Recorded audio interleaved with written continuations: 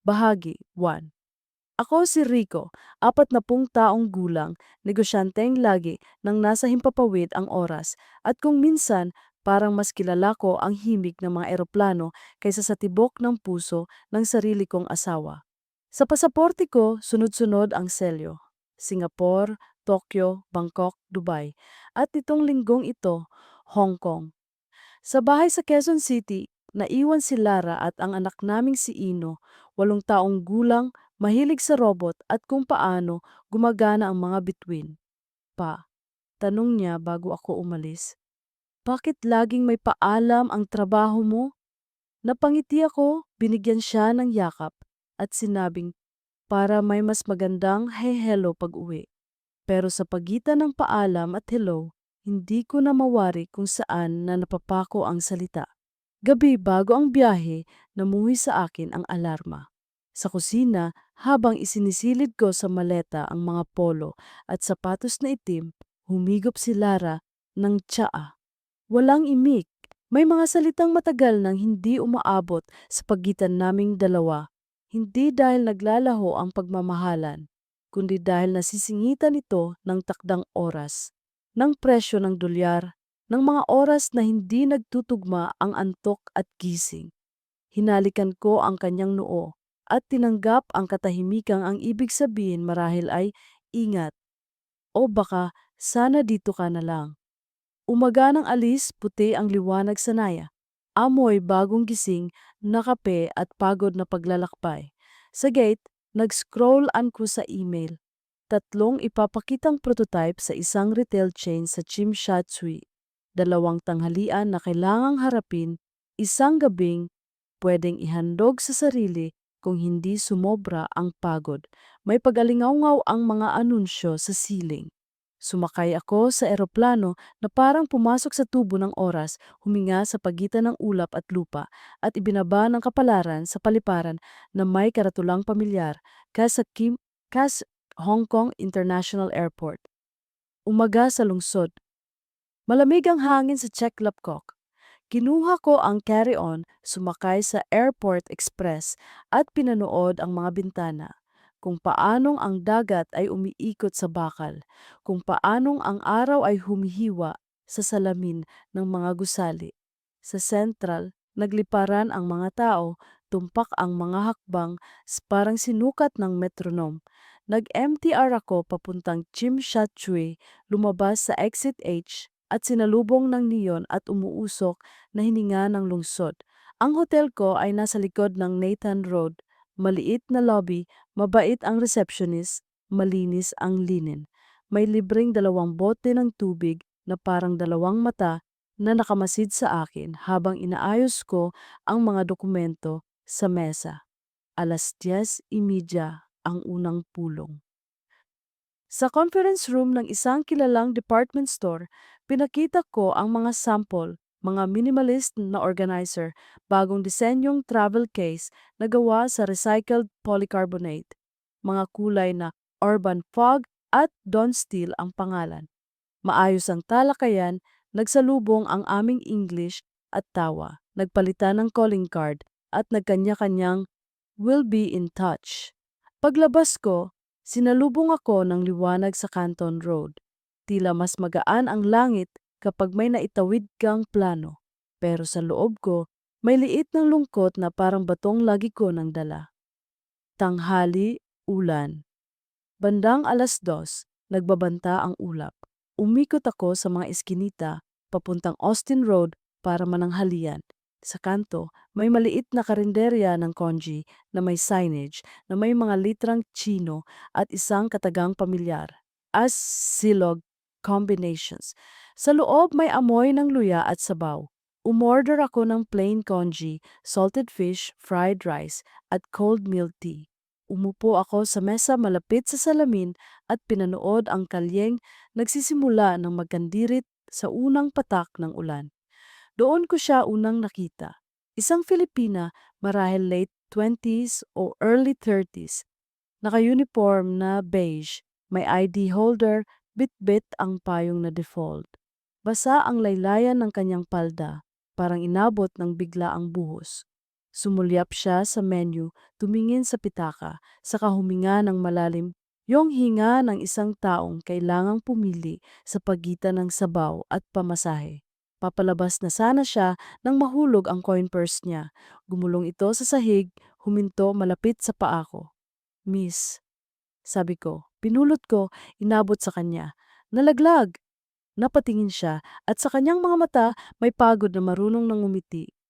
Salamat po, sagot niya sa Filipino, mahina ngunit malinaw. Kung di ka pa nakakakain, dito masarap ang congee, sabi ko. Parang biglang naging eksperto sa mga sabaw ng syudad. Ngumiti siya, natatawa sa payak na mungkahi. Sige na nga, sabi niya, at umupo sa kabilang mesa. Umorder siya ng century egg congee at hot tea. Hindi ko alam kung bakit nakaramdam ako ng luwag. Baka dahil sa wika, baka sa presensya ng kapwa. Baka sa simpleng katotohanan na sa isang banyagang lungsod, may sandali kang hindi estranghero. Pagkaabot ng order niya, tumilapon bigla ang ulan sa labas. Malakas, parang shading ng lapis sa buong bintana. Lumingon siya, saka sumalo ng isang tahimik na buntong hininga na parang pakikipag-usap sa bagyo. Ako nga pala si May, sabi niya, sabay abot ng kamay. Rico. Sagot ko, nakipagkamay. Nagtratrabaho ako sa elderly care, live out. Paliwanag niya, tila sanay ng humihingi ng paumanhin sa mundo sa bawat pagharap. May break ako tuwing tanghali. Minsan dito ako kumakain kasi mainit ang sabaw. Ako, sabi ko, negosyante. Palaging lumilipad pero laging nauuwi sa malamig na hotel. Tumawa siya, ngiting may pait. Kahit saan pala may malamig. Hapon, paglalakad sa ulan. Natapos ang ulan na parang awit na hindi mo matandaan ang simula. Naglakad kami palabas. Inalok ko siyang ihatid sa sakayan. Hindi dahil dapat, kundi dahil parang tama. Daan tayo sa Kowloon Park, sabi ko. May mga flamingo doon at kakaibang tahimik sa gitna ng ingay. Flamingo, ngumiti siya. Sige, at sabay naming tinahak ang landas. Sa ilalim ng mga punong gahibla ang dahon, may mga batang naglalaro, may magkasintahang nangingiliti sa isa't isa. May nanay na bitbit ang stroller na mas mukhang barko sa bagyong tahimik. Nagkwento si May, paano siya umalis ng Bataan, paano sumubok sa Macau, paano naipit sa employer na mapagsamantala, paano lumipat sa Hong Kong sa tulong ng kaibigang si Riza. Minsan gusto ko nang umuwi, sabi niya, pero ang utang sa bahay parang kamay na humihila pabalik dito. Sa amin naman sa Padan, sagot ko, ang negosyo ang humihila. Akala ko noong una, ito ang magtataguyod sa amin ni Lara. Pero habang tumatagal, parang ang taguyod ay nagiging pader. Lara ang asawa mo? Tanong niya, marahang kinilatis ang bigkas ng pangalan. Oo, tugon ko. Mabait, matatag, mas matatag kaysa sa akin. Huminto kami sa may pond. Ang flamingo ay mapagmataas na tahimik, parang hindi sila tinatabla ng ulan na nag-iwan ng mga bituin sa tubig. Alam mo, sabi ni May, hindi lagi kailangan ng sagot. Minsan sapat na ang pagsasabi, pagod ako. Pagod ako, ulit ko, parang dasal. Pagod din ako, sabi niya, at sabay kaming tumawa sa sarili naming kabigatan. Dahil minsan, iyon ang tanging magagawa. Bandang 3:00, kailangan na niyang bumalik sa trabaho. Dinala ko siya sa bus stop. Maraming salamat sa sabaw, sabi niya. Sa usap, sa hindi pagtatanong ng masyadong malalim. Bukas, biro ko, mas malalim na. Bahala ka. Tugon niya, kumuway at sumakay. Naiwan ako sa gilid ng kalsada na parang piraso ng papel na pinatong sa hangin. Magaan ay hindi tiyak kung saan babagsak. Dapit hapon, Victoria Harbor. No, pagbalik ko sa hotel, tinapos ko ang pangalawang pulong sa pamamagitan ng Zoom na delay ang mga kliyente. Bandang 6:00, lumabas ako papuntang harbor. Sa Avenue of Stars, ang ilaw ng kabila Hong Kong Island ay parang kumakaway na lungsod na napuno ng pangako at singil. Dumaan ang Star Ferry na parang lumang pangungusap na hindi mo mabitawan. Sa bawat kinang ng skyline, may pangalan na tumatama sa alaala. Lara, Ino, mga gabing nagkukulitan sa sala. Mga umagang nagpapaalaman na parang trabaho na. Nag-text si May. Salamat ulit. Sana maayos ang gabi mo. Sumagot ako. Kape ka ba bukas? Off ko after lunch. Saglit na typing. Ang lumutang saka, sige, may tindahan sa Mongkok, maliit lang, masarap ang egg tart. Napangiti ako, hindi ko inakalang sa lungsod na ito may magsasabi sa akin kung saan masarap ang egg tart at may biglang puwang sa loob ko na gustong punuin ng init. Gabi, Mongkok. Lumipad ang oras. Kinabukasan, natapos ko ng maaga ang mga meeting. Magaan ang sapatos ko papuntang Mongkok. Mga signboard na may kulay apdo at ruby. Kalyeng puno ng tindang kung ano-ano.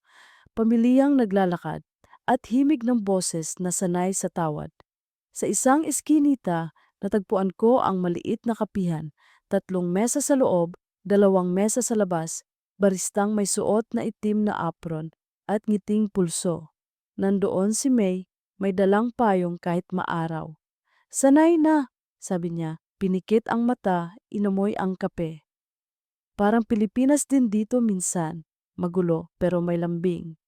Nag-usap kami tungkol sa mga paboritong libro, siya, The Little Prince. Ako, lumang nobelang Tagalog na hindi natapos. Tungkol sa mga lungsod na binabalik-balikan. Siya, bataan, ako, kahit saan may umuwi. At tungkol sa pagkain na nagpapauwi sa iyo, kahit nasaan ka, sa kanya, tinola. Sa akin, sinigang na maasin na masyado. Nagtawa siya ng malakas ng ilarawan ko kung paano ko gustong ilubog ang kanin sa sabaw hanggang mawala ng dignidad ang kanin. Sa pagitan ng mga tawa, may katahimikang hindi nakakailang. Nakatingin siya sa akin minsan, yung tinging hindi humuhusga, hindi nagtatanong. Bakit ka mabait sa akin? Tanong ko, totoo at bigla. Dahil sa lungsod na ito, sagot niya. Madalang ang tanong na kumusta ka? Pirut na walang hinihinging kapalit. Huminga ako ng malalim. Kumusta ka, May? Napangiti siya at may tumubong luha sa gilid ng kanyang mata na mabilis ding pinunasan. Buhay. Gabi, Temple Street. Bandang 7:00, nag-aya siyang dumaan sa Temple Street. Bumbilyang dilaw, mga tolda, mga hula, mga nagbebenta ng relo at laruan at amuletong tanso. Sa isang gilid, may tumutugtog ng lumang kantang Ingles na nilagyan ng kakaibang accent. Sa isa pa, may babaeng nakaupo at nakikinig sa kapalaran, hinahaplos ng mantikilya at pag-asa ang baraha. Sumubok ka, biro ni May, itinuturo ang manghuhula. Hindi ako naniniwala, sagot ko. Hindi kailangan maniwala para matuwa, sagot niya, nakangisi. Minsan, kailangan mo lang pakinggan ang kwento ng ibang tao para maikuwento mo ang sayo. Umupo kami. Tiningnan ng matandang babae ang palad ko.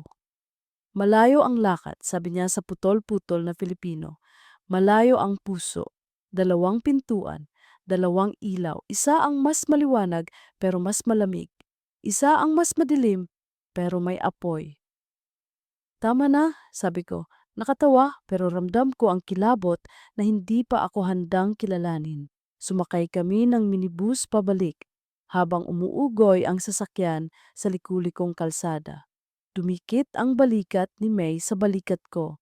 Marahang parang hindi sinasadya pero hindi rin iniiwasan. Hindi ko siya inalis, hindi rin siya umatras. Hating gabi, kwarto. Hating gabi na nang makabalik ako sa hotel, tahimik ang hallway. Sa mga pinto may liwanag na lumulusot sa pinakailalim, tanda ng mga buhay na hindi pa tapos sa kani-kanilang salaysay.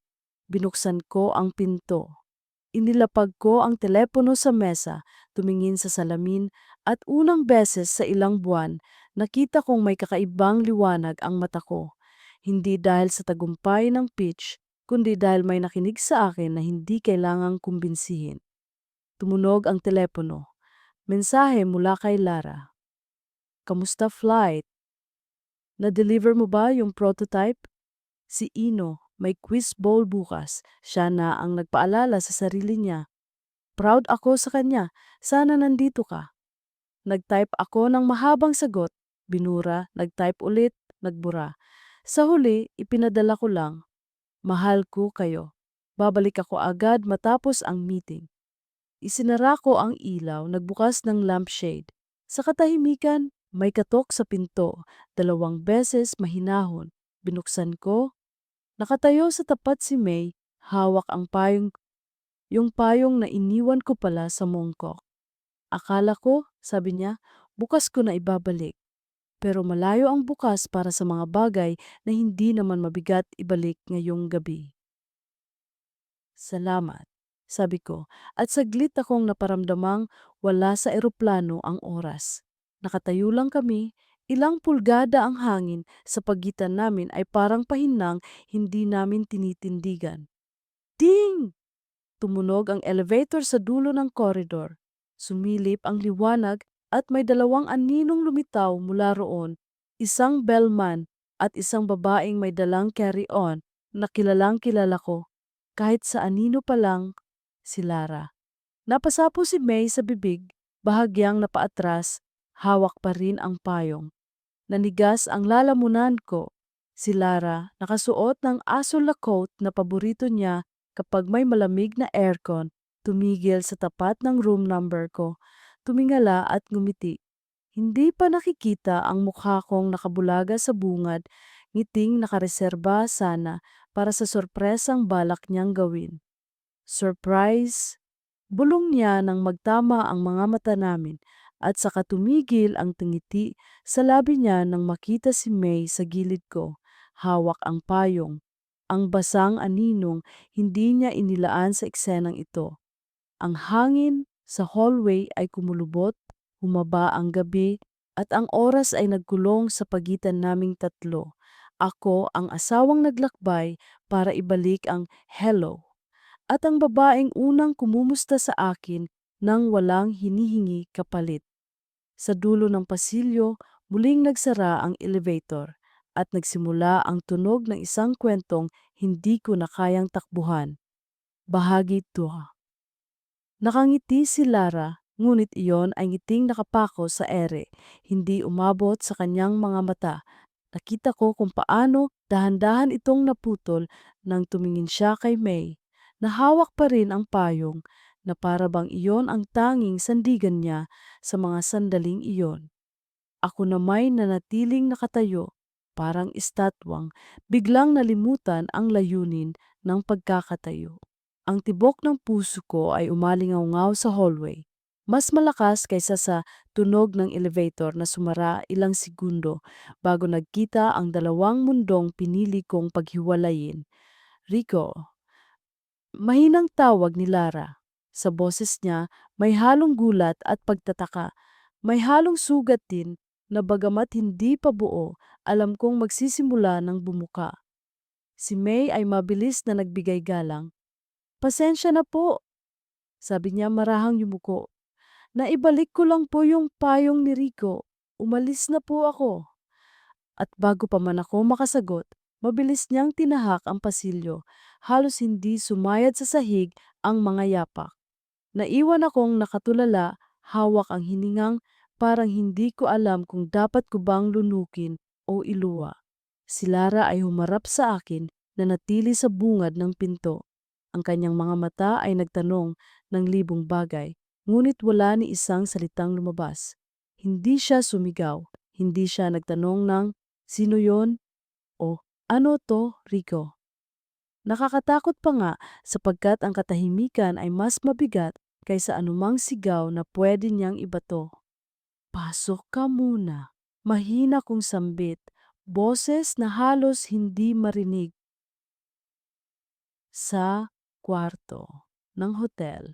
Gabi, pumasok si Lara, iniwan ang maliit na maleta sa tabi ng pinto. Nakatingin siya sa paligid. sa mga papeles na nagkalat sa mesa, sa dalawang boteng tubig na hindi ko nagalaw, at sa kurtinang mahigpit na nakasara. Umupo siya sa gilid ng kama habang ako naman ay nanatiling nakatayo, parang akusadong wala pang depensa. Bakit hindi mo sinabi na susunod ka? Tanong ko. Pilit na nilagyan ng lambing ang tinig, bagamat nanginginig ito. Gusto sana kitang surpresahin. Sagot niya, hindi nakatingin sa akin. Sabi ni Ino, baka raw masarap ang birthday ng tatay niya kung hindi siya mag-isa sa ibang bansa.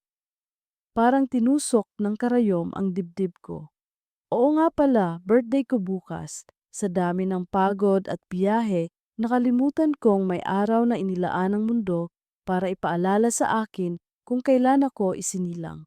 At si Lara, kahit hindi niya sabihin ng direkta, alam kong pinilit niyang lumipad para lang iparamdam na hindi ako nag-iisa. Umupo ako sa tabi niya. Salamat, mahina kong sabi. Ngunit ang pagitan naming dalawa ay parang bangin na hindi kayang tawirin ng isang pasasalamat. Rico, bulong niya ngayon ay nakatingin na sa akin. May dapat ba akong malaman? Dumagundong ang tanong na iyon sa loob ko. Maaari kong sabihing wala, maaari kong gawing biro, gawing maliit na eksenang hindi dapat palakihin. Ngunit sa paraan ng pagkakatingin niya, alam kong hindi siya naghahanap ng kasinungalingan. At ang katahimikan kong tumagal ng ilang segundo ay sapat na sagot na para sa kanya. Napangiti siya, mapait. Akala ko sorpresa ang dala ko. Ako pala ang nasorpresa. Tumayo siya, kinuha ang maleta at tumuloy sa banyo. Naiwan akong nakaupo, hawak ang sarili kong ulo habang pinapakinggan ang gripo na bumuhos ng tubig. Hindi ko alam kung ito ba'y para maghugas ng mukha o itago ang mga luha.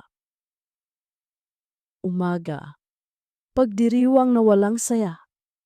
Kinabukasan, sinikap kong gawing normal ang lahat. Bumili ako ng maliit na cake sa isang bake shop malapit sa hotel at ng 2 kandila. Pagbalik ko, inayos ko ito sa mesa. Nang lumabas si Lara mula sa banyo, inanyayahan ko siyang mag-breakfast. Happy birthday, sabi niya, tinignan ng cake na may ngiting pilit. Sana masaya ka. Pinilit ko ring nang umiti. Masaya ako na nandito ka. Ngunit sa loob ko, ramdam kong hungkag ang mga salita. Para kaming dalawang aktor sa entablado, binibigkas ang script na hindi na namin pinaniniwalaan. Habang kumakain kami, dumaan ang ilang oras na parang mabagal na pelikula. Siya, abala sa cellphone, nakikipag-chat kay Ino. Ako naman, nakatingin sa bintana, pinagmamasdan ang mga taong walang pakialam kung anong gulo ang nagaganap sa loob ng kwartong iyon.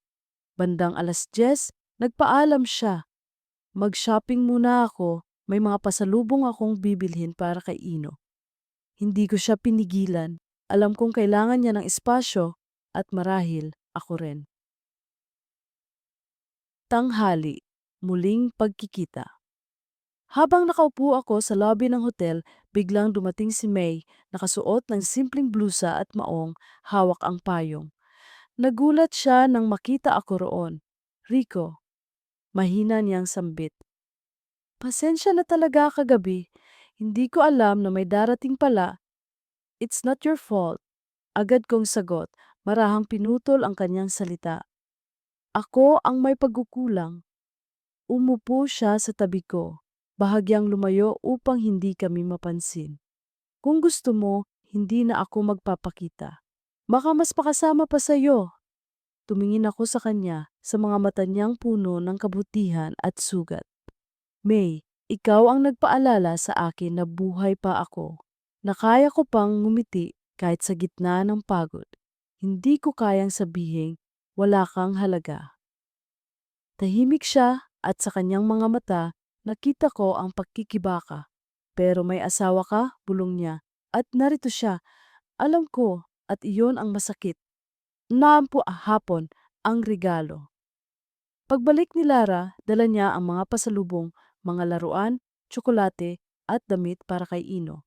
Umupo siya sa kama, iniabot sa akin ang isang maliit na kahon. Para sa'yo, sabi niya.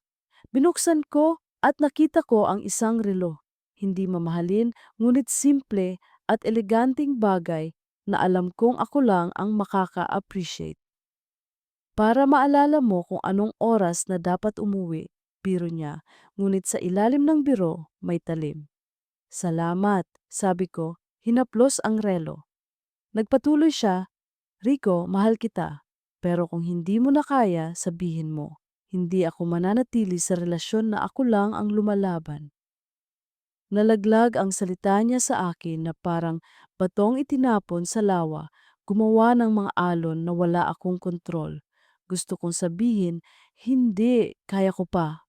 Ngunit ang mga alaala ni May, ang kanyang mga tawa, ang kanyang mga mata, ay parang kalabang hindi ko kayang talunin. Gabi, ang pagtatapatan. Lumabas kami ni Lara para mag-dinner sa isang restaurant sa Harbor City. Sa harap ng ilaw ng Victoria Harbor, tahimik kaming kumain ng steak at pasta. Siya nakatingin sa akin, naghihintay. Ako naman, pinipigilan ang sarili na huwag magsalita. Ngunit sa huli, bumigay ako. Lara, sabi ko, mahina ngunit malinaw. May nakilala ako rito. Tumigil siya, inihinto ang tinidor. Ang kanyang mga mata ay nanlaki, ngunit wala siyang sinabi. Hindi ko sinasadya, patuloy ko. Nagkita kami sa gitna ng ulan. Naging magkaibigan kami, pero lumalim. Bumuntong hininga siya, mahaba, mabigat. Salamat sa pagiging totoo, sabi niya sa wakas, bagamat nanginginig ang boses. Pero Rico, paano ako? Paano si Ino? Hindi ko nasagot, ang ilaw ng harbor ay kumikislap, ngunit para sa akin, parang nagdidilim ang buong mundo. Hating gabi, pagitan ng dalawang mundo. Pagbalik namin sa hotel, humiga si Lara na nakatalikod sa akin. Ako naman ay nakatingin. Sa kisame, pinapakinggan ang mabigat niyang paghinga. Sa cellphone ko, may mensahe mula kay May. Sana maayos kayo. Hindi ko intensyon na sirain ka. Sa sandaling iyon, ramdam kong ako ay nakatayo sa pagitan ng dalawang mundo. Isang mundo ng pamilya at pananagutan at isang mundo ng init at ngiti na hindi ko naramdaman sa matagal na panahon. At sa gitna ng katahimikan ng hating gabi, alam kong kahit anong piliin ko, may mawawala. At baka sa huli, bahagi, trace, umaga. Ang sikat ng araw ay unti-unting gumagapang sa pagitan ng mga kortina ng hotel, ngunit ang silid ay nanatiling malamlam. Nakaidlip ako ng bahagya, ngunit sa bawat pagdilat, ramdam ko ang bigat ng katahimikan sa pagitan naming dalawa ni Lara. Nasa tabi ko siya, nakatalikod, at sa bawat paghinga niya ay parang paalala na hindi ko na kayang hawakan ang katiyakan ng kahapon. Bumangon ako, tumingin sa salamin. Ang mukha ko ay maputla, may guhit ng pagod, at sa mata ko ay hindi ko na alam kung kanino pa ako totoo, kay Lara, kay May, o sa sarili ko. Kinuha ko ang relo na ibinigay ni Lara kagabi. Sinubukan kong isuot, ngunit tila mabigat ito, parang tanikala na pumapaalala kung saan ako dapat umuwi.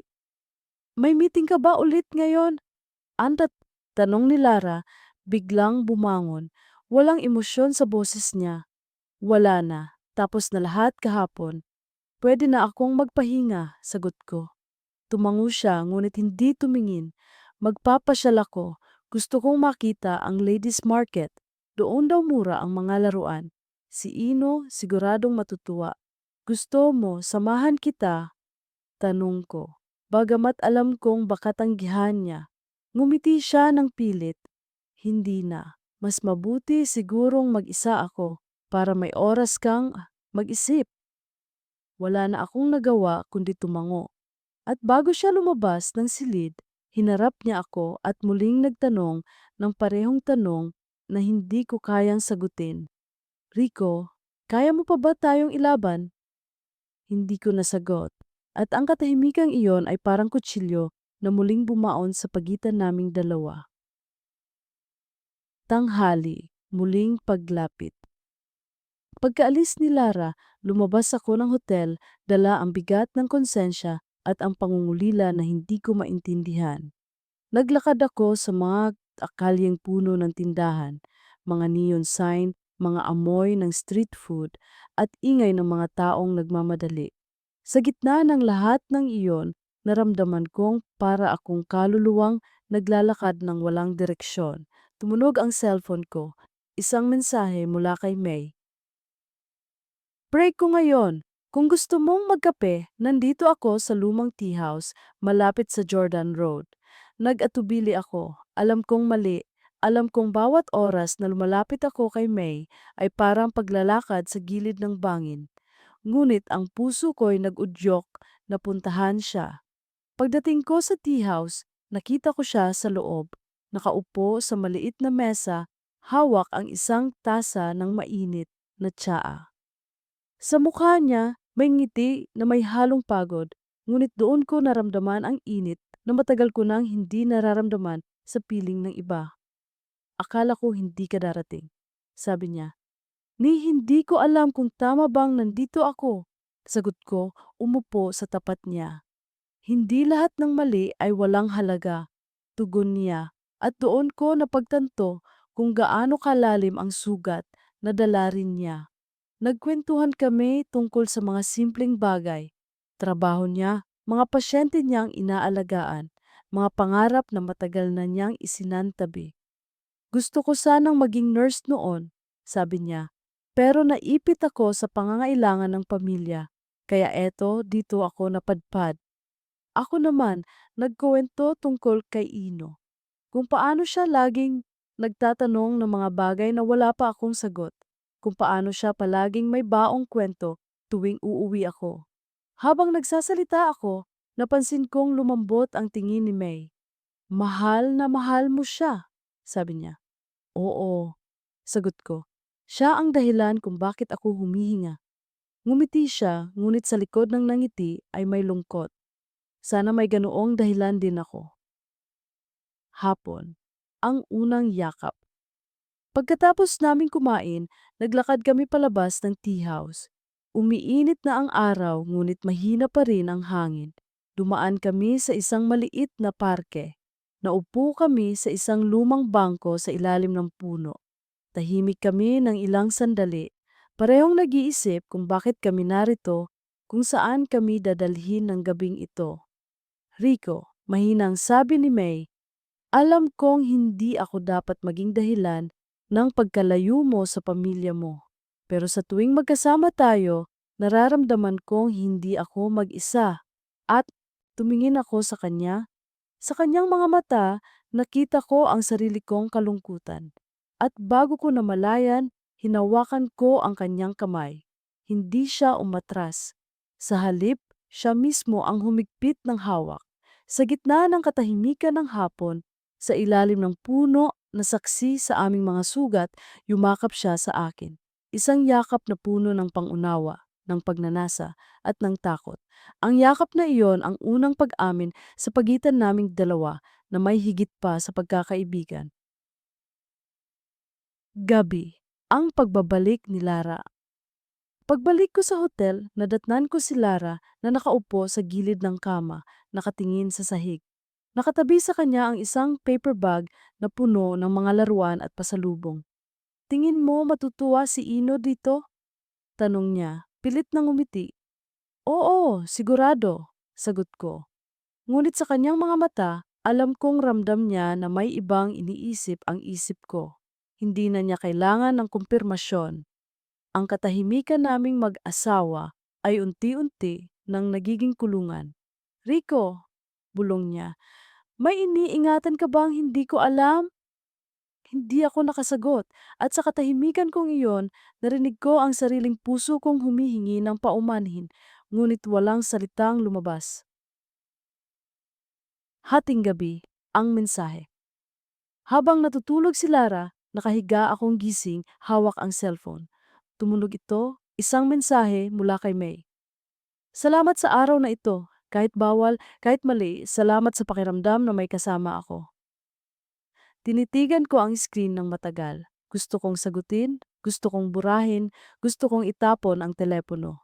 Ngunit sa huli, isinulat ko lang, ako rin. Salamat. Sa pagka-send ko, napatingin ako kay Lara na mahimbing na natutulog sa tabi ko. May bakas ng pagod sa kanyang mukha, ngunit may kapayapaan din. Naalala ko ang lahat ng taong pinagsamahan namin, ang mga gabing binuo namin ang pangarap, ang umagang ginising namin si Ino para sa eskwela. At doon ko napagtanto, sa bawat mensahe kay May, sa bawat yakap at ngiti, unti-unti kong pinapatay ang mundong binuo ko kasama si Lara. Ngunit ang masakit, hindi ko alam kung kaya ko pa itong pigilan.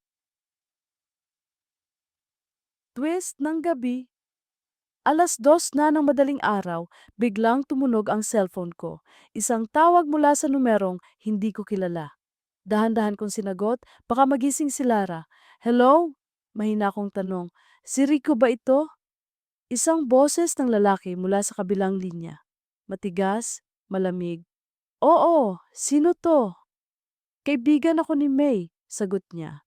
At kung ako sa'yo, iiwas ka na. Bago pa may mangyaring hindi mo gugustuhin. Napatigil ako. Ano ibig mong sabihin? Pero bago pa siya makapagsalita ulit, pinatay niya ang tawag. Nanlamig ang buong katawan ko. Sino siya? Bakit niya alam ang pangalan ko? At higit sa lahat, ano ang ibig sabihin ng banta niya?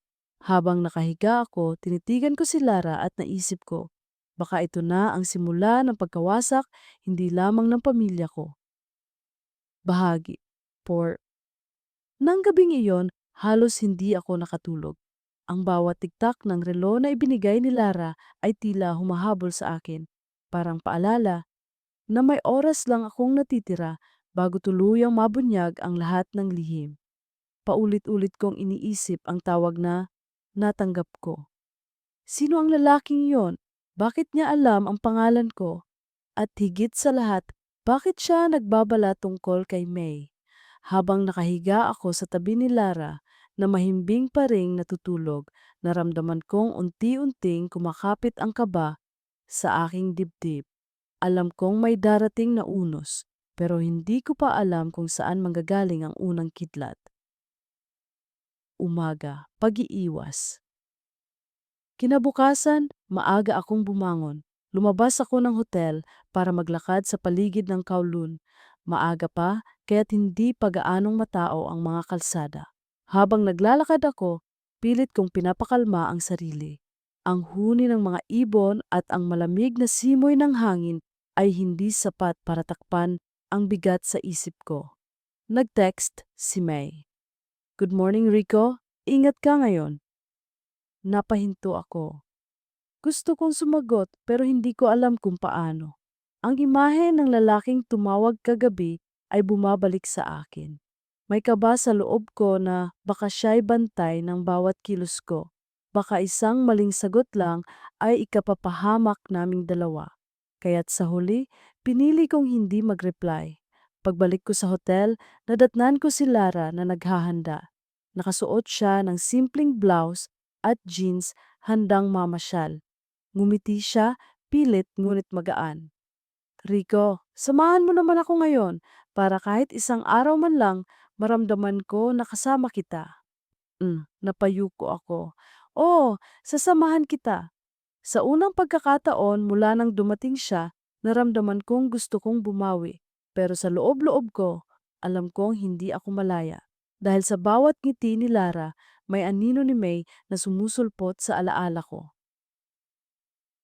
Tanghali, sa gitna ng tao. Nagpunta kami sa Ladies Market. Masikip ang kalsada, puno ng mga tindang bag, relo, laruan at mga damit. Ang mga ilaw at tawaran ng presyo ay naghalo sa ingay ng mga bumibili. Si Lara ay abala sa pagpili ng pasalubong para kay Ino, habang ako'y nakasunod lang, nakatingin, parang bantay na wala namang silbi. Habang naglalakad kami, bigla kong natanaw ang isang pamilyar na mukha mula sa dulo ng kalsada. Si May. Nakasama niya ang isa pang Filipina, Marahil ang kaibigang binanggit niya noon, si Riza. Pareho silang may dalang shopping bag, abala sa pagtatawanan. Parang tumigil ang oras nang magtama ang mga mata namin. Si May ay nanlaki ang mata, ngunit agad din niyang ibinalik ang tingin kay Riza at nagkunwaring abala. Ako naman, mabilis na umiwas ng tingin at sinubukang kumilos na parang walang nakita. Rico, tingnan mo to. Gusto kaya ni Ino itong laruan? Tanong ni Lara. Hindi namamalayan ng tensyon na sumiklab sa pagitan naming tatlo. Oo, siguro, sagot ko, pilit na ngumiti.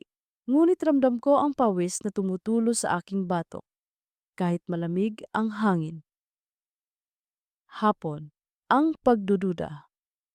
Pagkatapos ng pamili, bumalik kami ni Lara sa hotel para magpahinga. Pag-upo niya sa kama, bigla siyang napatingin sa akin ng matagal. Rico, mahinang sabi niya. Kanina parang may nakita kang kilala, di ba? Napatigil ako. Ha? Wala naman. Ngumiti siya mapait. Alam mo, kilala kita. Ang tingin mo hindi kayang itago ang mata mo. Wala akong naisagot. Tumalikod siya, humiga, at nagsalita nang hindi ako tinitingnan. Sana kung may katotohanan man akong dapat malaman, sabihin mo na lang. Mas masakit ang pinagtataguan kaysa sa totoo. Sa sandaling iyon, alam kong unti-unti na siyang nakakahalata. At sa bawat araw na dumadaan, palapit na palapit ako sa gilid ng bangin. Gabi, ang lihim na pag-uusap. Habang natutulog si Lara, muli kong kinuha ang cellphone ko. Hindi ko napigilang mag-text kay May. Kanina kita nakita. Pasensya na kung umiwas ako, hindi ko alam kung anong gagawin. Mabilis siyang sumagot. Ayos lang, naiintindihan ko. Pero Rico, may kailangan akong sabihin sa'yo. Kinabahan ako. Ano yon? Sagot ko. Sandaling typing. Ang lumitaw bago dumating ang mensahe. Yung lalaking tumawag sa'yo kagabi, kilala ko siya. Si Ramon. Dati kong kasama at hindi siya titigil. Nanlaki ang mata ko. Ano ibig mong sabihin, hindi titigil? Galit siya. May mga utang kaming hindi nabayaran noon at alam niya kung nasaan ako. Kung malaman niyang lagi tayong magkasama, baka pati ikaw madamay. Nanginginig ang kamay ko habang binabasa ang mensahe. Hindi lang pala puso ko ang nakataya rito, kundi pati kaligtasan ko at ng pamilya ko. Hating gabi, ang bangungot. Nakatulog din ako sa wakas ngunit hindi naging mapayapa ang gabi. Sa panaginip ko, nakita ko si Lara at si May nakatayo sa magkaibang dulo ng tulay. Ako'y nasa gitna, hindi makagalaw. Sa ilalim ng tulay, may malakas na agos ng tubig at sa kabila ng lahat, may lalaking nakatingin sa akin mula sa dilim, si Ramon. Nagising akong pawis na pawis, hinihingal at halos mabaliw sa kaba. Nasa tabi ko si Lara, tulog pa rin, ngunit mahigpit ang pagkakayakap niya sa unan, na para bang doon niya kinukuha ang init na hindi ko na maibigay. Tumayo ako, lumabas ng silid at naglakad sa hallway ng hotel. Doon ko naramdaman kung gaano kabigat ang dalawang mundong pinapasok ko. Isang pamilya na dapat kong pangalagaan at isang relasyon na hindi ko kayang bitawan kahit mali.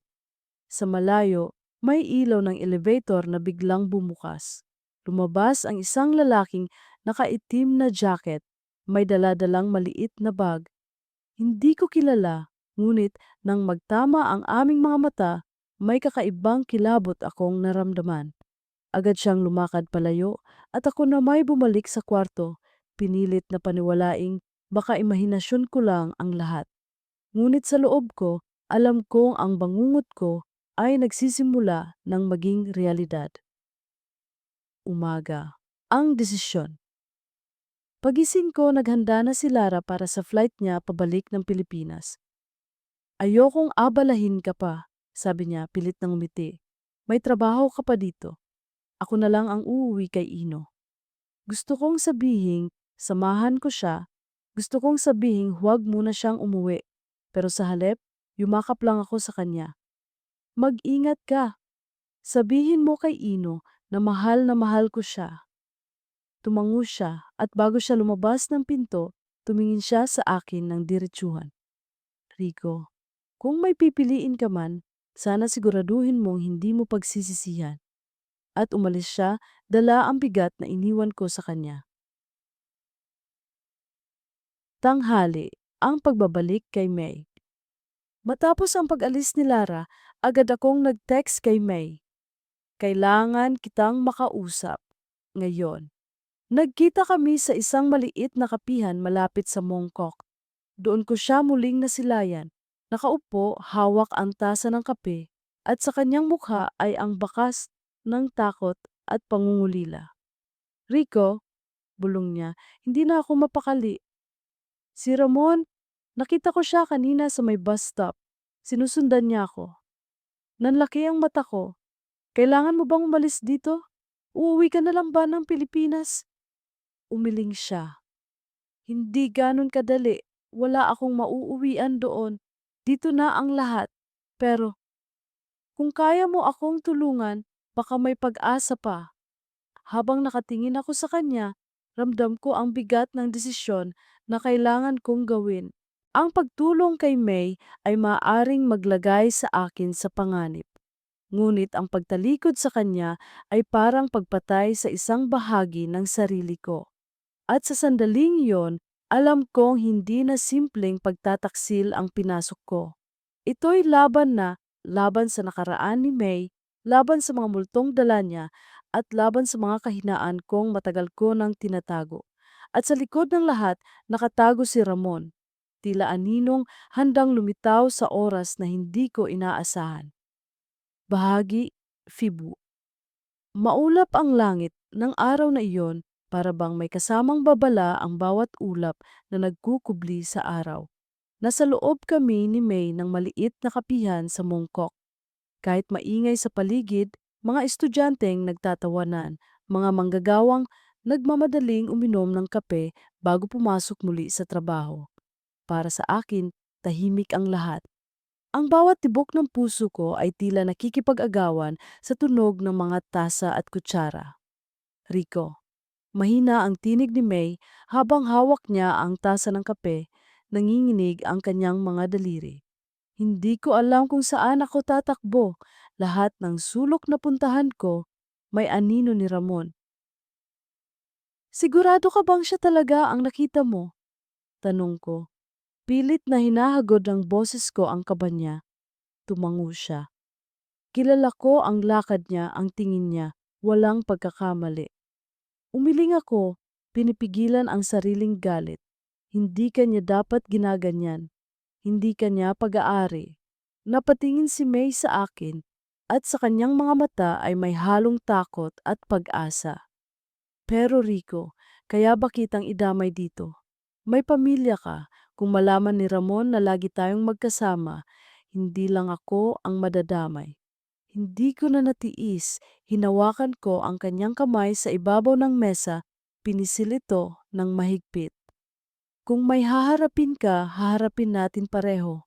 Hindi ko na kayang pabayaan ka.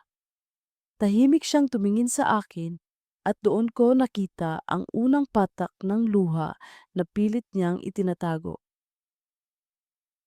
Hapon, ang hindi inaasahang pagbisita. Pag-uwi ko sa hotel, pagod na pagod ako. Ngunit pagpasok ko ng silid, may isang bagay na nagpatigil sa akin. Nasa mesa ang isang puting sobre. Walang pangalan, walang sulat sa labas. Dahan-dahan ko itong binuksan at ang laman ay isang litrato. Ako at si May, kahapon lamang, magkasamang naglalakad sa parke. Nanginig ang kamay ko. Sino ang kumuha ng larawang iyon? Sa likod ng litrato, may nakasulat na isang pangungusap. Hindi lahat ng lihim ay nananatili sa dilim. Para akong nabagsakan ng malaking bato. Ang utak ko'y nag-ikot-ikot, hinahanap kung paano, bakit at sino. Ang tanging pangalan na sumulpot sa isip ko. Ramon. Gabi, ang pag-uusap kay May. Tinawagan ko agad si May. May nakatanggap akong litrato. Tayong dalawa kahapon, sa likod may sulat. At sigurado akong si Ramon yon. Tahimik siya sa kabilang linya. Rico, dati niya na akong kinukunan ng litrato. Parang, parang ginagawa niyang koleksyon. Parang gusto niyang ipaalala sa akin na kahit saan ako magpunta, nasa likod lang siya. Hindi na ito tama, sagot ko, halos pasigaw. Kailangan natin siyang harapin, hindi pwedeng puro takot na lang. Paano? Pulis? Hindi rin ako sigurado kung makikinig sila. At kung makinig man, paano kung mas lalo siyang magalit? Napalunok ako. Alam kong tama siya. Ngunit alam ko rin na hindi pwedeng manatiling nakabukas ang sugat na ito. Hating gabi, ang tawag. Habang nakahiga ako, pilit na inaantok, biglang tumunog muli ang cellphone ko. Hindi kilalang numero. Nanginginig ang kamay ko habang sinasagot. Rico, boses ni Ramon sa kabilang linya. Malamig, mabagal. Nakikita kita. Nakita ko kayong dalawa kanina. Ang tapang mo. Anong gusto mo? Sagot ko. Pinipigilang magpakita ng takot. Simple lang. Layuan mo si May. Hindi siya para sa'yo. Kung hindi, baka may mawala sa'yo. Napatigil ako. Ano ibig mong sabihin? Narinig ko ang mahina niyang tawa. May asawa at anak ka, di ba? Masarap sigurong makitang masira ang mundong iniingatan mo. Bago pa ako makasagot, pinatay niya ang tawag. Naiwan akong nakatitig sa dilim ng kwarto. Pawis na pawis, nanginginig. Hindi lang pala ito tungkol kay May. Ngayon, pati pamilya ko sa Pilipinas ay kasangkot na.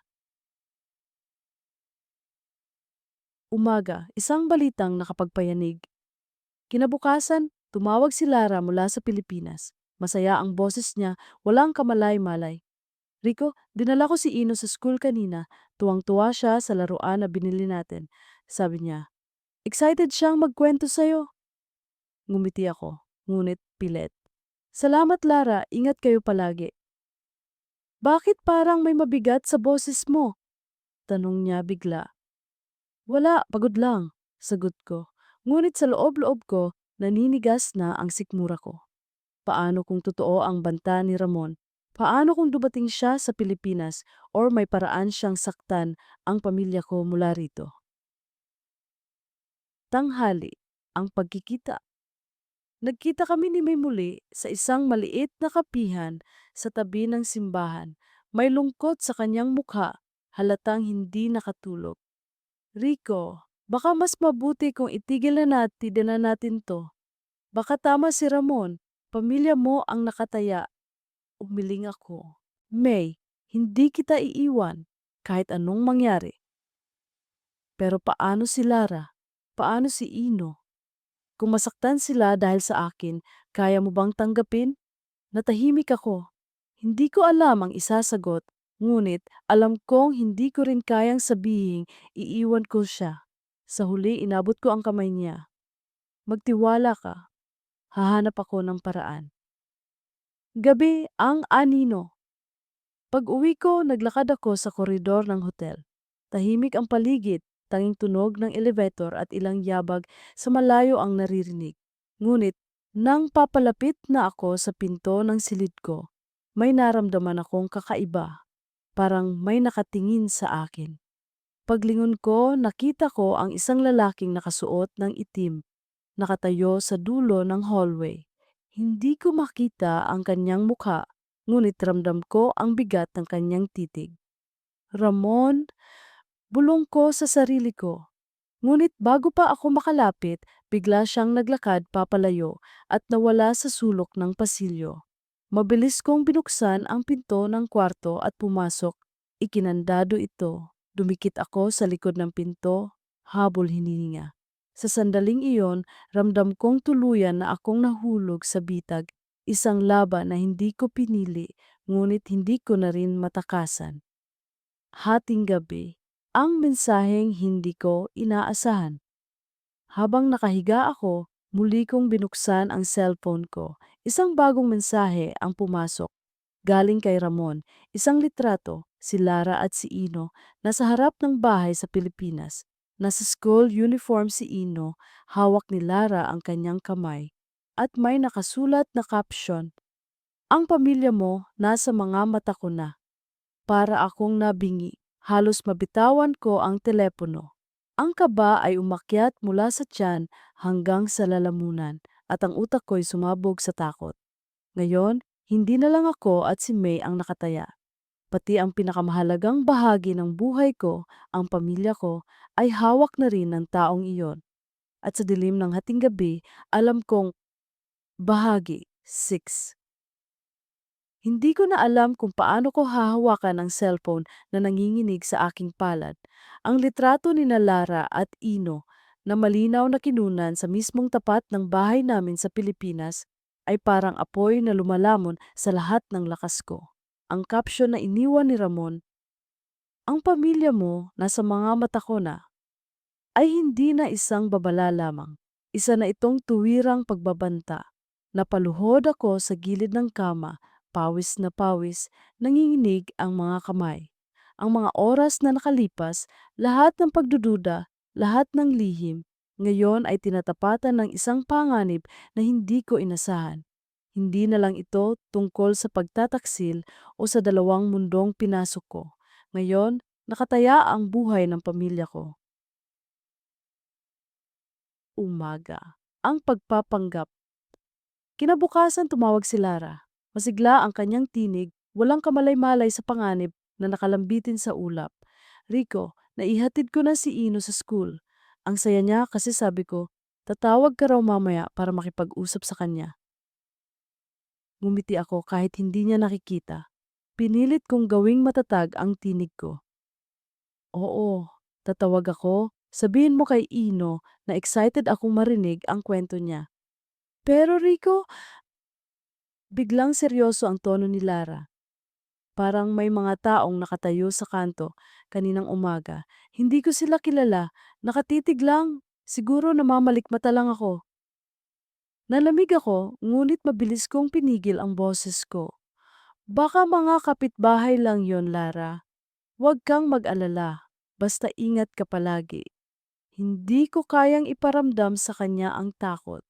Kung malaman niyang may bantang nakapalibot sa kanila, baka lalo lang siyang kabahan. Pero sa loob-loob ko, alam kong hindi iyon guni-guni. Nandyan na si Ramon, at totoo ang lahat ng banta niya. Tanghali. Ang pag-uusap kay May. Nagkita kami ni May sa parehong kapihan kung saan una niya akong ipinagtapat tungkol kay Ramon. Pagpasok ko, agad siyang tumayo at sinalubong ako ng yakap. "Rico, ang mukha mo, parang wala kang tulog. Anong nangyari?" Huminga ako ng malalim. Nakatanggap ako ng litrato kagabi. Si Lara at si Ino. Malinaw na kinunan yun sa Pilipinas. At kapsyon ni Ramon, Nasa mga mata ko na sila." Nanginig ang labi ni May. "Rico, ibig sabihin hindi lang ikaw ang kaya niyang sundan, pati pamilya mo." Umupo ako, hinawakan ang ulo ko. "May, kailangan nating tapusin to. Hindi na pwedeng magpatuloy ang laro niya. Kung hahayaan lang natin, baka masaktan ang lahat ng mahalaga sa atin." Tahimik siya sandali bago siya nagtanong, "Handa ka bang lumaban?" Tumango ako. Kahit nanginginig ang loob ko, alam kong wala na akong ibang pagpipilian. Hapon, ang pagsisimula ng plano. Naghanap ako ng kakilala dito sa Hong Kong na maari kong lapitan. May isa akong dating business partner, si Mr. Chen, na may malawak na koneksyon sa seguridad at pulisya. Tinawagan ko siya at nagkasundo kaming magkita sa isang opisina malapit sa Central. Pagdating ko, nakasuot siya ng maayos na suit at sa likod ng kanyang mga salamin ay ang tinging parang alam na niya ang bigat ng dalahin ko. "Rico, sinabi mo sa tawag na may banta sa'yo at sa pamilya mo. Sino ang taong ito?" "Si Ramon," sagot ko. "Dati siyang kasama ni May. May galit siya, may utang na hindi natapos, at ngayon ginagamit niya ang takot para kontrolin kami. May hawak siyang litrato ng pamilya ko sa Pilipinas. Hindi ko alam paano niya nagawa iyon." Tumango si Mr. Chen, seryoso. Kung kaya niyang kumuha ng litrato sa Pilipinas habang nandito ka, ibig sabihin may mga tao siyang ginagamit. Hindi siya nag-iisa. Kailangan mong maging maingat. Paano ko siya mahihinto? Tanong ko. Tumingin siya sa akin mariin. Una, kailangan mong malaman kung nasaan siya. At pangalawa, kailangan mong pumili. Haharapin mo siya sa batas o haharapin mo siya ng personal. Gabi. Ang pagkikita muli. Habang naglalakad ako pauwi mula kay Mr. Chen, bigla akong naramdaman na may sumusunod. Ang bawat hakbang ko ay may kaakibat na yabag mula sa likuran. Nang lingunin ko, nakita kong isang lalaking nakaitim ang nakasunod. Hindi ko makita ang mukha dahil nakayuko siya. Binilisan ko ang lakad, pumasok sa isang madilim na alley at mabilis na lumiko. Nang lumingon ako, wala na siya. Ngunit sa dingding ng alley, may nakasabit na maliit na sobre. Binuksan ko iyon, isa na namang litrato. Ako at si May, sa mismong kapihan kanina. Sa likod ng litrato, nakasulat, "Hindi ka makakatakas, hindi siya makakatakas, at lalo na ang pamilya mo." Nanginginig ang kamay ko, hindi lang pala kami sinusundan, lahat ng kilos namin ay binabantayan. Hating gabi, ang pag-amin kay May. Kinabukasan agad kong pinuntahan si May. Pagdating ko sa maliit niyang inuupahan, halos bumigay ang tuhod ko nang makita ko siyang nakaupo sa sahig, hawak ang isang lumang kahon. "Rico," sabi niya, "kailangan mong malaman ang lahat." Binuksan niya ang kahon. Laman nito'y mga lumang sulat, resibo at mga larawan. Ito ang lahat ng bakas ng nakaraan ko kay Ramon. Noon, tinulungan niya akong makapasok dito sa Hong Kong. Siya ang nagbayad ng ilang papeles, pero kapalit noon, ginawa niya akong parang pag-aari niya. Matagal ko nang gustong umalis, pero sa tuwing susubukan ko, may paraan siya para takutin ako. At ngayon, pati ikaw na ang nadamay. Napaupo ako sa tabi niya, hinawakan ang kamay niya. "May, hindi mo na kailangang mag-isa. Hindi ako papayag na habang buhay kang takot sa kanya. Lalaban tayo." Ngunit tumingin siya sa akin, may luha sa mata. "Rico, paano kung hindi natin kayanin? Paano kung tama si Ramon na hindi na tayo makakalaya?" Hinila ko siya papalapit, niyakap ng mahigpit. "Basta't magkasama tayo, may paraan. Hindi ko hahayaang masaktan ka at hindi ko hahayaang madamay si Lara at si Ino." Umaga. Ang tawag mula sa Pilipinas. Kinabukasan, tumawag si Lara muli. Pero ngayon, hindi siya kalmado. "Rico, kanina habang papunta kami ni Ino sa school, may motor na nakasunod. Hindi ko kilala pero ramdam ko." Tapos biglang nawala sa isang kanto. Kinabahan ako. Ano bang nangyayari? Pinikit ko ang mga mata, halos hindi makahinga. "Lara, makinig ka. Gusto ko manatili muna kayo sa bahay. Huwag muna kayong lalabas kung hindi kailangan. Ako ang bahala dito." "Pero Rico, bakit? Ano bang pinasok mo?" Nalaglag ang puso ko. Alam kong hindi pa panahon para sabihin ang lahat, pero naririnig ko na ang panginginig ng kanyang boses. "Mahal kita, Lara. Mahalin mo si Ino ng higit pa sa lahat. Pangako, aayusin ko to." At bago pa siya makapagtanong muli, pinutol ko ang tawag. Hapon. Ang plano ng paghaharap. Muling nakipagkita si Mr. Chen sa akin.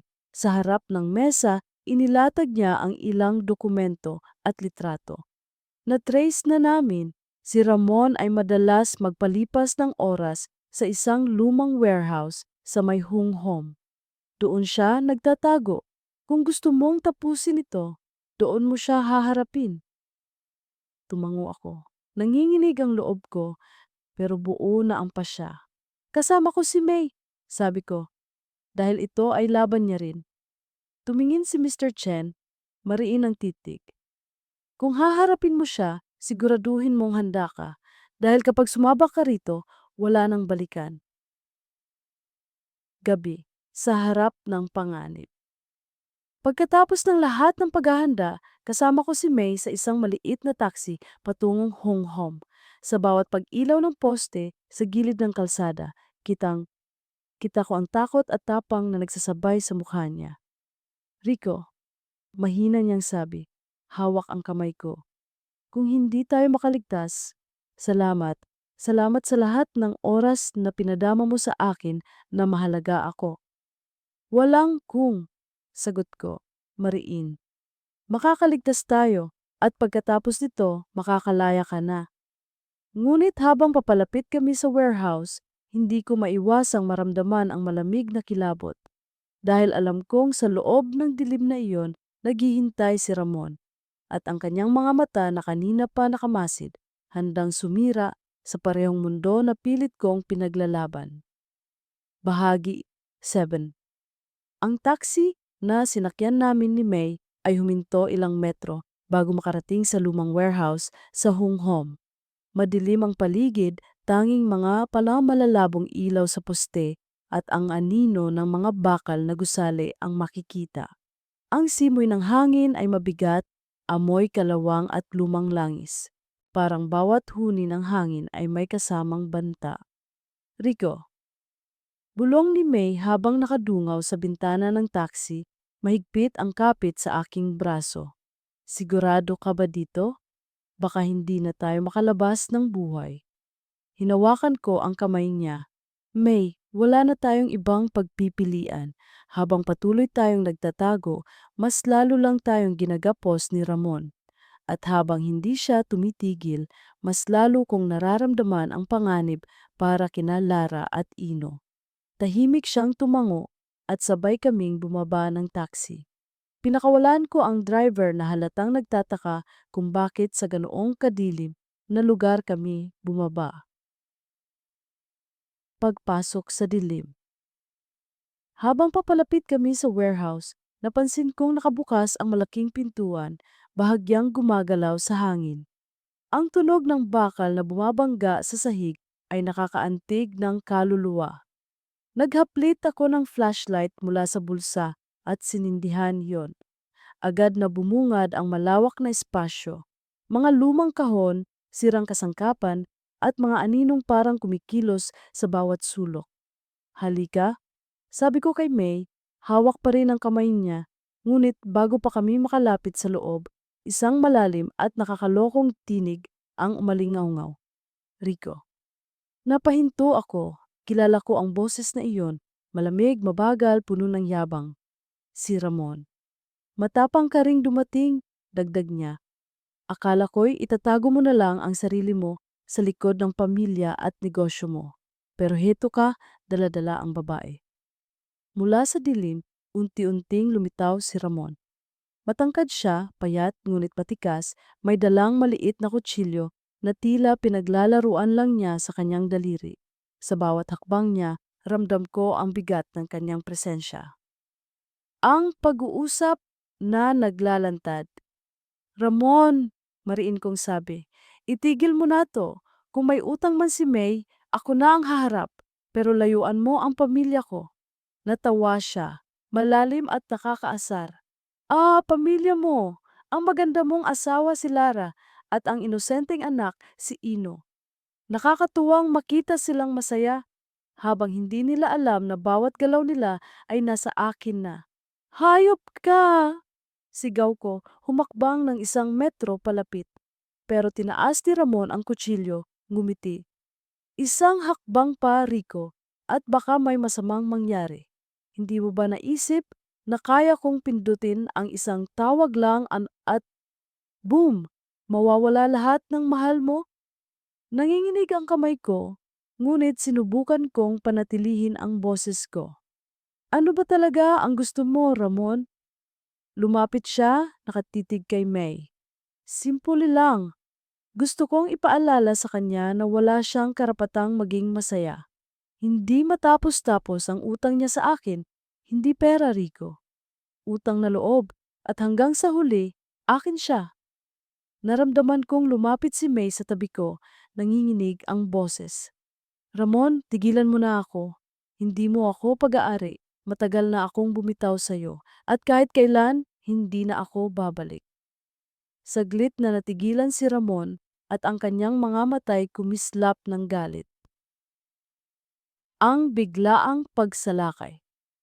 Bago pa ako makapagsalita, biglang may dalawang lalaking lumabas mula sa mga anino, parehong matipuno, parehong may hawak na metal pipe. Isa silang mga tauhan ni Ramon. Mukhang kailangan mong turuan ng leksyon, Rico. Sabi ni Ramon, ngising aso. Para malaman mong hindi mo pwedeng agawin ang hindi iyo. Mabilis akong lumingon sa paligid, hinila si May sa likod ko. Nang sumugod ang isa sa mga tauhan niya, iniwasan ko ang unang hampas at agad kong tinulak siya. Ngunit dumating ang pangalawa, humampas ng malakas at tumama sa braso ko. Ah! Napasigaw ako, bumagsak ang flashlight. Rico! Iyak ni May, hawak ang aking balikat. Mabilis akong bumangon, sinipa ang isa sa mga tauhan ni Ramon sa sikmura at tumilapon siya sa mga kahon. Ang isa naman ay muling sumugod, ngunit nakailag ako at nasuntok ko siya sa panga. Bumagsak siya, nanginginig, ngunit si Ramon nakatayo lang, nakangiti, pinaglalaruan pa rin ang kanyang kutsilyo. Ang paglalantad ng lihim. Malakas ka rin pala, sabi ni Ramon, pero hindi sapat. Dahil kahit pabugbugin mo ang mga tauhan ko, hawak ko pa rin ang alas. Hinugot niya ang kanyang cellphone, ipinakita sa akin ang litrato ni Lara at Ino. Ngayon, malinaw na malinaw ang mukha nila, tila kinunan mula sa isang kotse sa harap ng bahay. Alam mo ba, patuloy niya, na kaya kong utusan ang mga tao ko roon ngayon na kunin sila? At kung mangyari yon, wala ka nang magagawa. Pakiramdam ko'y gumuho ang mundo ko. Nanginginig ang buong katawan ko sa galit at takot.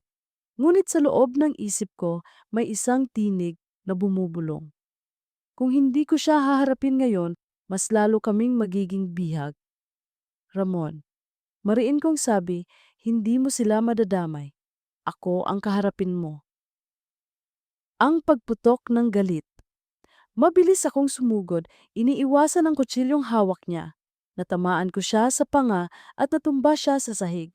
Ngunit bago ko siya muling masuntok, mabilis siyang bumangon at itinulak ako pabalik. Walang makakatalo sa akin, sigaw niya habang sumugod muli. Nag-agawan kami ng kutsilyo at sa bawat segundo ay ramdam ko ang malamig na bakal na halos tumusok sa aking balat. Si May, nakatayo sa gilid, sumisigaw ng, Rico, mag-ingat! Sa isang iglap, nagawa kong mapihit ang kamay ni Ramon at nahulog ang kutsilyo. Ngunit agad niyang sinuntok ang aking sikmura. Dahilan para mapaluhod ako, hawak niya ang aking leeg, pinipisil ng mariin. Hindi mo ako matatalo. Kahit anong gawin mo, akin pa rin si May at pati ang pamilya mo. Nangingitim na ang paningin ko, ngunit sa huling lakas na natira, siniko ko siya sa tadyang.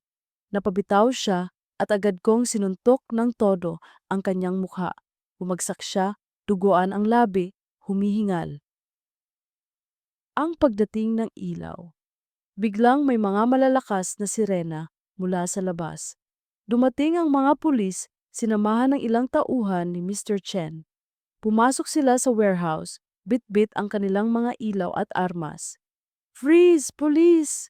Sigaw ng isa. Mabilis na tumayo si Ramon, pilit tumatakbo, ngunit nahuli agad siya ng mga pulis. Pinusasan siya habang nagpupumiglas. Hindi pa to tapos, Rico. Hindi pa to tapos. Hingal na hingal ako, nakahawak kay May na umiiyak na sa aking balikat.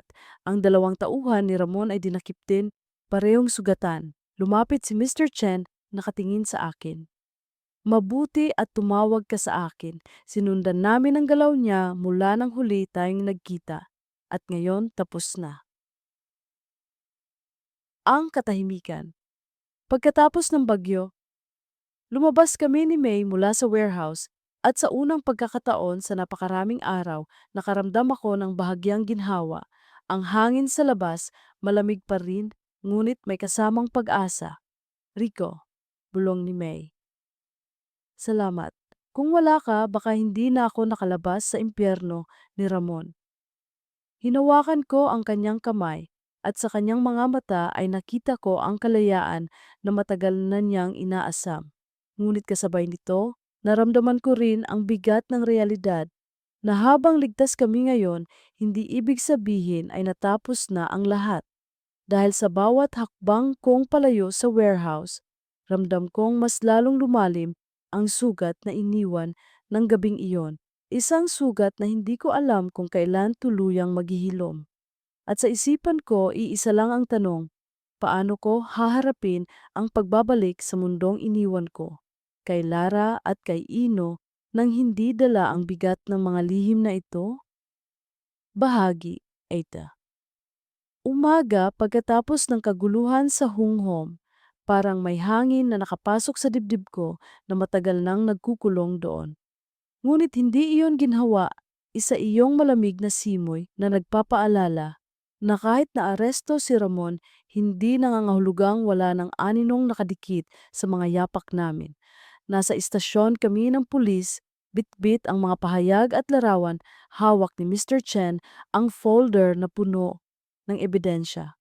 Si May, nakaupo sa tabi ko tahimik, ang mga daliri ay kumakapit sa tasa ng instant coffee na parang iyon na lamang ang mainit sa umagang iyon. Tapos na ang initial booking, sabi ng opisyal. Inaalok kami ng upuan sa gilid. Ihahain namin ang mga kaso: harassment, illegal surveillance, attempted extortion at assault. May mga kasama ba siyang tao sa Pilipinas? I-cross-check namin sa counterpart namin roon. Tumingin ako kay May, marahang umiling siya.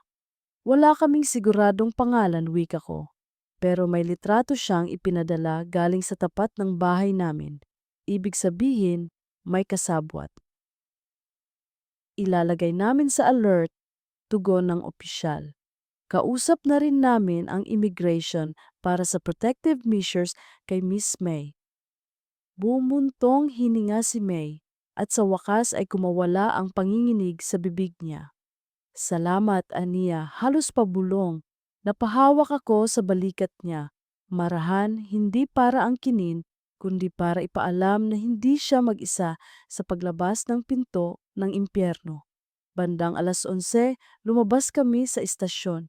Maliwanag ang araw mula sa kalayuan, ang mga bus ay parang itim na titik na nagtutugma sa linya ng kalsada.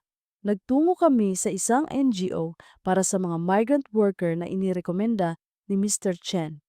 Sa maliit na tanggapan, sinalubong kami ni Ate Beth, Filipina rin, may mahigpit ngunit mahabaging tinig. Anak, bungad niya kay May. Ang kalayaan may bayad na tapang at papel.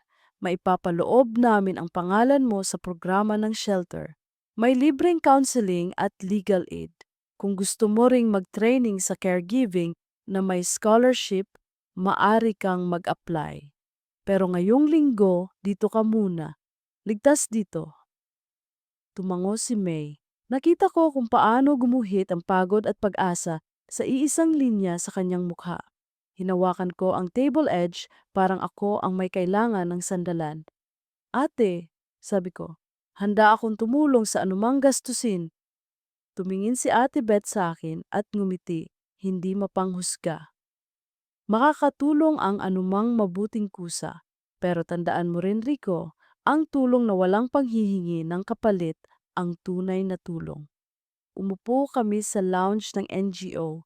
May poster ng Know Your Rights. Sa dingding, may tabla ng mga hotline.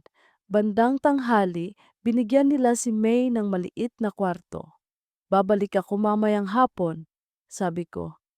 Kukuha lang ako ng ilang gamit para sa'yo kung may kailangan ka.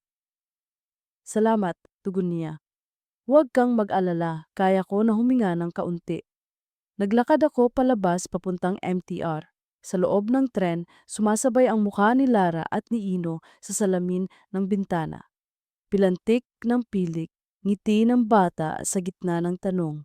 Sa dami ng biyahe ko sa buhay, Ngayon ko lang ramdam na literal akong nasa pagitan ng dalawang istasyong hindi pwedeng sabay puntahan.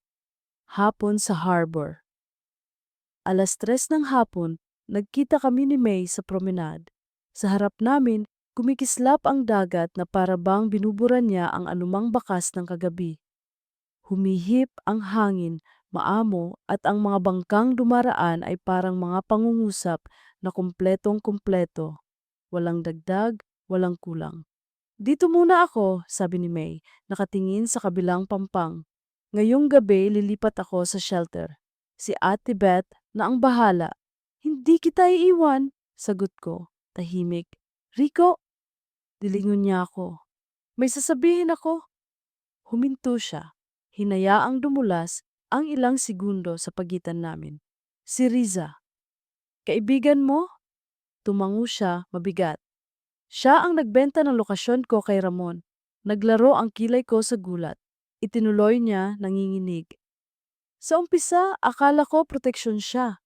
Pero noong huling buwan, napapansin kong laging alam ni Ramon kung nasaan ako. Kung anong oras ako may break. Ngayon, umamin si Riza. Kailangan daw niya ng pera. Pinagsabay niya ang pakikipagkaibigan sa akin at pakikipag-ugnayan sa kanya. Parang may kumalat na lamig mula sa batok ko pababa sa gulugod. Nasaan si Riza? Tumakbo, aniya. Umiiyak siya sa tawag, humihingi ng tawad. Sabi ko, hindi ko siya isinumpa, pero hindi ko na kaya siyang pagkatiwalaan. Hindi ko inasahan ang hiwang iyon. Sa lahat ng banta, mas malalim minsan ang pagtataksil ng kakilala kaysa kutsilyo ng kaaway. Umupo kami sa baitang ng seawall. May mga sugat na hindi pwedeng asikasuhin ng sabay, sabi ko. Unahin mo muna ang sarili mo. Unahin mo rin ang sarili mo, giit niya diretsyong tumingin. Ibalik mo ang sarili mo kay Lara at kay Ino. Huwag mo kong gawing dahilan para hindi ka sumipot sa mundong iyon. Hindi ako nakasagot agad. Ang totoo, sa bawat oras na kasama ko si May, mas nakikita ko ang isang Rico na marunong tumawa at makinig. Pero sa bawat mensahe ni Lara at bawat tawag ni Ino, naroon ang Rico na tinuruan maging ama at asawa. Parehong totoo, parehong ako, pero hindi pwedeng sabay. 4:00. Pumaimbulog sa langit ang unang anino ng dapit hapon. Kinuha ko ang telepono, nag-type kay Lara. Mahal, uuwi ako bukas. Kailangan nating mag-usap ng buo. Wala na akong itatago. Ilang minuto, walang tugon. Paglaon, dumating ang maikling mensahe. Sige, naghihintay kami ni Ino. Gabi sa shelter. Inihatid ko si May sa shelter sa Jordan. Malinis ang pasilyo, may amoy ng bagong laba at sabong mura. May mga babaeng nakaupo sa common room. Iba't ibang edad, iba't ibang istorya, iisang hugis ng pagod sa mata. Dito ka muna, sabi ni Ate Beth. Ipinakita ang kwartong may 2 kama. May kasama kang si Lenny, bagong dating. Mabait yan. Lumapit si May sa akin. Rico, mahina niyang sabi, salamat sa ilaw kagabi, pero ngayong gabi ako na ang hahawak ng kandila ko. Ngumiti ako, kahit mabigat. Babalik ako bukas ng umaga bago ako lumipad. Pupunta ako rito, ihahatid kitang muli sa dagat kung gusto mo. Hindi na. Umiling siya, ngunit may lambing ang nangiti. May pipirmahan akong papeles, may counseling, at kailangan kong matutunang maglakad mag-isa. Tumango ako at sa kabila ng lahat nakaramdam ng kakaibang ginhawa. Kung kailangan mo ako, tatawag ako, hindi para umasa, putol niya, kundi para magkwento na kaya ko na. Lumapit siya. Niyakap ko siya, mahigpit, sandaling-sandali. Walang halik, walang pangako, puro pasasalamat. Sa pintuan, sinulyapan ko siyang huling beses ngayong gabing iyon. Isang babaeng lumalabas mula sa kulungan, bit-bit ang hiyaing ibinuhol ng iba. Pero ngayon marunong nang pumilas. Sa labas, naglakad ako papuntang MTR. May liwanag ang gusali sa malayo. May aninong humahaba sa ilalim ng paa. hindi na ako tumingin sa likod. Ang bangketa ay parang tulay na nag-uugnay sa dalawang pampang, Hong Kong, na pinagmulan ng apoy at Maynila na pinagmulan ng pangalan ko. Hating gabi, pabalik sa sarili. Sa hotel nag-impake ako. Tinupi ko ang mga polo na parang linya ng pagsisisi, isinilid ang relo ni Lara sa maliit na bulsa. Bago ko patayin ang ilaw, tinawagan ko si Ino. Sa video, sumulpot ang mukha niyang may mantsa pa ng tsokolate sa pisngi. Pa! May quiz ako sa solar system kanina. Perfect ako. Humalakhak ako, malayang-malaya. Astig! Anong pinakamaliit na planeta? Iso, ay Mercury! Tawa niya, natigilan, saka kumindat. Kailan ka uuwi? Bukas ng gabi, sagot ko. Sumulpot si Lara sa gilid, tahimik nang umiti. Mag-iingat ka, wika niya. Walang dagdag, pero may puwang para sa pag-uusap. Nang maputol ang tawag, umupo ako sa dulo ng kama. Hindi ako umiwas sa salamin. Sinabi ko sa sarili ko, walang pag-angat ng boses. Ako si Rico, nagkamali ako. May mahal akong hindi ko asawa at may pamilyang kailangang marinig ang totoo. Sa unang pagkakataon, hindi iyon paninisi, iyon ay pagtanggap. Kaya kong buhatin at kaya kong itama kung ano pa ang kaya. Umaga. Pag-alis. Sa paliparan, 9:00 ng umaga, tila umiindayog ang buong terminal sa huni ng trolley at paalala ng flight boards. Nakatanggap ako ng mensahe mula kay Mr. Chen. Rico, nakafile na ang reklamo. Ang counterpart sa Pilipinas ay naka-alert. Bantayan pa rin ang komunikasyon ninyo. Kung may kakaiba, sabihin mo agad. Sumagot ako ng pasasalamat. Bago pumasok sa boarding, nagpadala ako ng mensahe kay May. Lilipad na ako. Sa susunod mong tawag, gusto kong marinig kung anong unang hakbang mo para sa sarili mo. Saglit, walang tugon. Nang buksan ko muli ang phone bago mag-take off, dumating ang reply. Unang hakbang, pangalanan ang sakit tapos piliin ang buhay. Salamat, Rico. Huwag ka nang lumingon kapag humakbang ka pabalik sa kanila. Mabilis kong pinikit ang mga mata habang umuugong ang eroplano. Sa ulap, parang mas malinaw ang linya ng lupa. Napaisip ako kung gaano karaming beses na akong lumipad para sa negosyo at kung ilang beses lang akong lumipad para sa sarili. Ngayon, ang lipad na ito ay hindi para sa kontrata, hindi para sa kita, kundi para humarap sa katotohanan. Hapon. Paglapag, bandang 3:00 lumapag ako sa Maynila. Ang init ay parang yakap ng pamilyar na ina.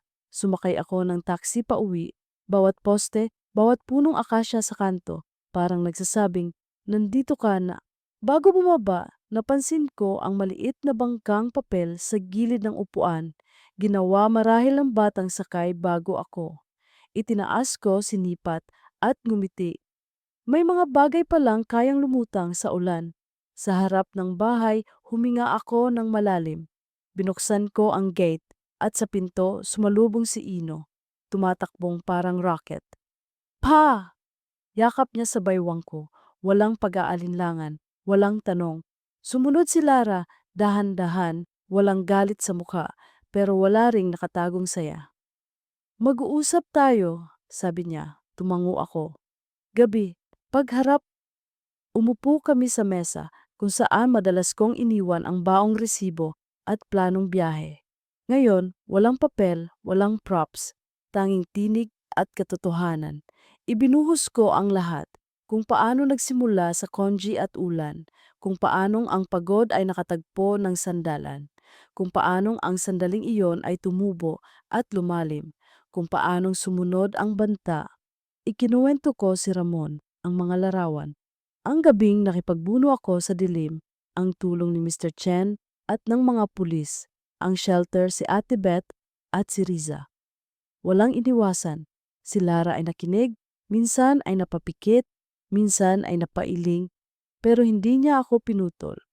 Nang matapos ako, tumagal ng ilang tibok ang katahimikan. Salamat sa katotohanan.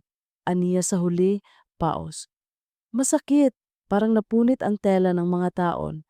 Pero kung hindi ka magsasabi, wala tayong tela kahit basahan. Huminga siya ng malalim. Rico, mahal kita. Pero hindi ko kayang ipikit ang mga mata at magpanggap na walang nangyari.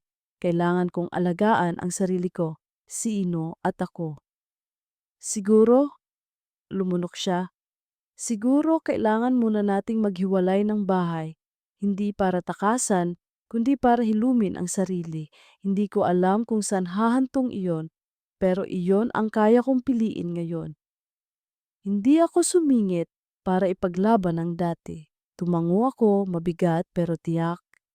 Nauunawaan ko at tatanggapin ko. Magpapasya tayo bilang magulang araw-araw kasama si Ino. Kung may pag-asa pa, gugulin ko ang natitirang lakas para maging taong karapat-dapat sa anumang pagbalik o sa anumang pamamaalam. Napaluha si Lara tumayo at niyakap ako, yakap na hindi asawa, kundi kasama sa unos. Iyon ang hinihingi kong Rico, bulong niya. Yung marunong umako. Hating gabi, sa kwarto ni Ino. Nakaupo ako sa gilid ng kama ni Ino, pinapanood siyang matulog. May hawak siyang robot na gawa sa Lego. Sa tabi ng unan, may guhit ng araw at buwan na may mukha, magkatabing nakangiti. Pa, bulong niya. Hindi bumubukas ang mata. Bukas turuan mo ako ng constellations. Bukas, sagot ko. At sa salitang iyon, parang una ko iyong nabigkas na may paninindigan. Lumabas ako sa balkonahe. Tahimik ang kapitbahayan. May asong tumatahol sa malayo. May jeep na umarangkada at naglaho. Kinuha ko ang cellphone, nag-type kay May. Nandito na ako, ipinagtapat ko ang lahat. Maghihilom kami ni Lara sa paraang kaya namin. Salamat sa tapang mo. Ilang sandali, dumating ang tugon. Salamat sa pag-uwi. Bukas, interview ko para sa training. Kayanin natin ang bukas, magkahiwalay man ang ating mundo. Tumingala ako. Sa gitna ng dilim, tinahi ng mga bituin ang himaymay ng langit. Naalala ko ang hula sa Temple Street. Sa dalawang pintuan, isa ang maliwanag pero malamig. Isa ang madilim pero may apoy. Mali ang paniwalang pipili ka lang ng isa at tapos na. Minsan, kailangan mong dumaan sa apoy para maabot ang liwanag na hindi nanlalamig. Umaga, unang hakbang. Kinabukasan, inihatid ko si Ino sa eskwela. Bitbit niya ang papel na puno ng mga bilog na planeta, ako ang bitbit niya sa kamay. Sinabi ko sa guro niya na ako ang susundo mamaya. Pag-uwi, nag-impake ako ng ilang damit at lumipat muna sa maliit na apartment na ilang kanto lang ang layo upang manatiling malapit ngunit may agwat na makapaghihilom. Nag-iwan ako ng liham kay Lara sa mesa. Hindi ako lalayo. Sasalo ako sa bawat aralin, bawat gabi ng lagnat, bawat umagang may assignment. Kung sakaling may araw na kaya mong makipagkape sa akin, hindi bilang mag-asawa, kundi bilang mga taong handang magsimulang muli, tawagin mo ako. Kung hindi, igagalang ko ang katahimikan. Ipagpapatuloy kong maging mabuting ama at susubukan kong maging mabuting tao. Bago magtanghali, tumawag si Mr. Chen.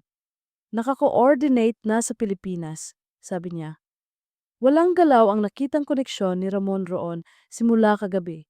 Pero mag-ingat pa rin. Salamat, tugon ko. May utang ako sa'yo. Kuna ha? Wala, sagot niya at natawa ng mahina. Basta kung kailangan mo ng organizer ulit para sa mga produkto mo, dito ka na rin kumuha. Sa dulo ng biro, may lambing ng pagkakaibigan na nabuo sa gitna ng panganib. Dapit hapon, pagitan ng dalawang mundo. Tinapos ko ang ilang tawag sa opisina. Naglakad ako papuntang sakayan para sunduin si Ino. Sa gilid ng kalsada, may vendor ng sorbetes. Bumili ako ng dalawa, tsokolate at mangga. Sa gate, sumugod si Ino, tuwang-tuwa sabay tanong ng 10 bagay tungkol sa Saturn at sa singsing nito. Sa bawat tanong niya, may sagot akong hindi perpekto pero totoo. At sa bawat sagot, parang tinatahi ko ang sarili kong bitak hindi para mawala, kundi para magkaroon ng matibay na peklat. Pag-uwi namin, dumaan kami sa playground. Naglaro siya ng sandali habang umuupo ako sa bangko. Sa kabilang dulo, may mag-inang nagkukwentuhan. Sa pagitan ng tawanan ng mga bata at hampas ng hangin sa dahon, narinig ko ang sarili kong puso na, sa wakas, tahimik. Sumapit ang dilim. Dinala ko si Ino sa bahay ni Lara at tumanggi akong pumasok pa. Sa pinto lumabas si Lara, ngumiti at bahagyang tumango, isang tanda na sapat na ang araw ngayon. Gabing payapa, bulong ko sa sarili habang naglalakad pa uwi sa apartment. Isang gabing walang lihim. Sa mesa, binuksan ko ang kwaderno at nagsulat, pagitan ng dalawang mundo. Sa ibaba isinunod ko. Hindi ako kailangang hatiin para makatawid. Kinailangan ko lang pumili kung paano tatawid sa liwanag na may katotohanan. Huminga ako mahaba. Sa bintana, ang buwan ay nakabitin, hindi sobrang bilog, hindi rin kupas. Tulad ko, hindi ako kumpleto, hindi rin ako wala. Pero ngayon, marunong na akong maglakad. At kung may magtatanong kung sino ako, pagkatapos ng lahat, ako si Rico. Negosyante, ama, asawang nagkamali at taong humarap sa katotohanan. May isang pag-ibig na dumaan na nagturo sa akin ng init at tapang. May isang pamilyang narito paturin kahit wasak ang ilang gilid. Ang desisyon ko ay hindi perpekto, pero malinaw. Pipiliin kong buuin ang sarili sa liwanag upang maging karapat dapat sa sinumang mundong sasamahan ko bilang taong H.